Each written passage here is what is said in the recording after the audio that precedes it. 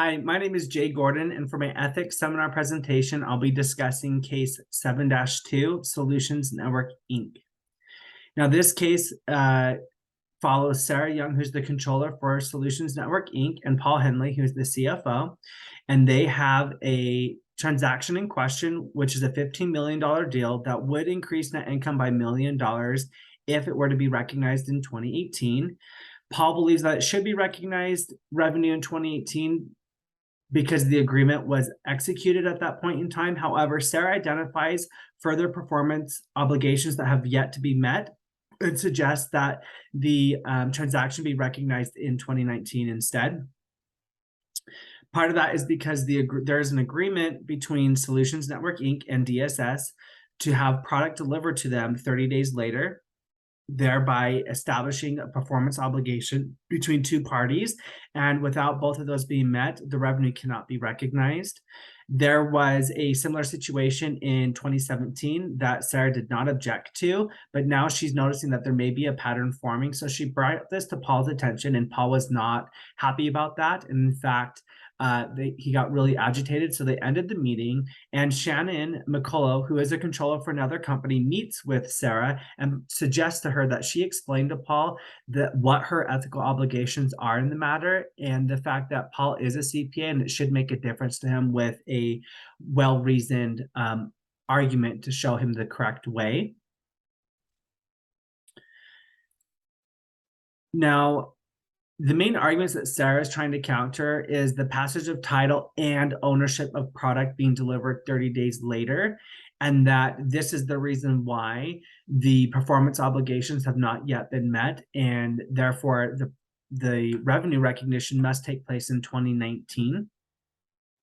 And the key parties do have a lot at stake. The company, Paul and Sarah, all have something at stake here, and the company will have to report not meeting their targets, which will negatively impact them and also their performance to the public. However, Paul and Sarah ultimately have an obligation to the shareholders and the public at large, and so they do have to accurately represent the financial position to the shareholders and the public, and it's their right to know, and it's their obligation to do so.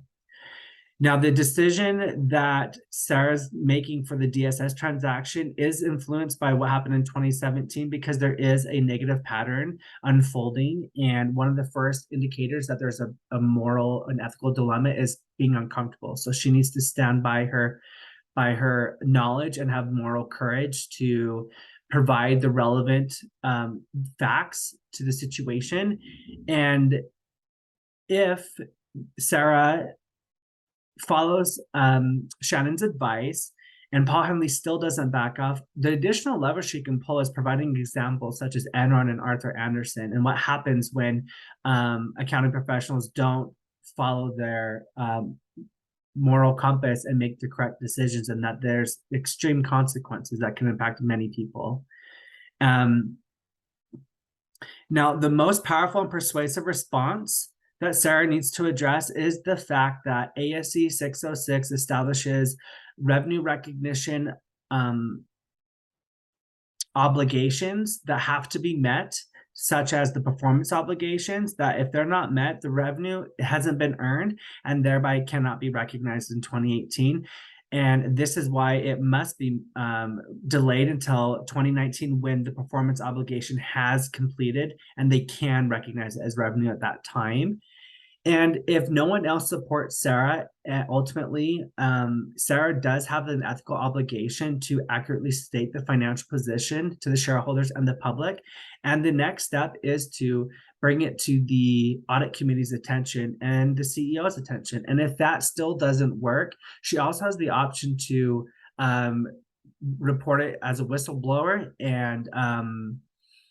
and speak her truth, because ultimately that is what her ethical obligation in this situation, and I would support her in making that choice. And ultimately her concerns are valid, and US GAAP and the ASC 606 regulations should be supported and without any disagreement further. That's what should happen in this case. Thank you.